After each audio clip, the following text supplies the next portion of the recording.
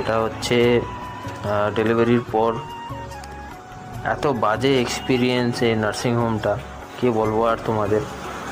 হয়েছে কি, এর মা আগে ছিল 3 নম্বরে, ঠিক আছে, পরে 4 নম্বরে শিফট হয়েছে। তো আগে আমাদের ঠিকই দেখাচ্ছিল, মা যখনই চেঞ্জ করেছে বেডটা, ঠিক আছে, 3 নম্বরের বাচ্চা 4 নম্বর দেখাচ্ছে। তো অনেক যে মাসিটাকে দেখছো, এই মাসিটাই করেছে। এই মাসিটা হচ্ছে পড়াশোনা নেই, তো পড়াশোনা নেই তো জিজ্ঞেস করতে পারে না কোন নাম্বার বেড আছে, জিজ্ঞেস করতে পারে। ও জিজ্ঞেস করিনি মাসিটা। তা আমরাও বেশি কিছু করিনি, আমরাও মনে করছি আমাদেরই বাচ্চা, তো সব বাচ্চারা তো একই রকম দেখতে হয়, তো আমরাও অত বুঝতে পারিনি। তো এই হলো নার্সিংহোমের গল্প।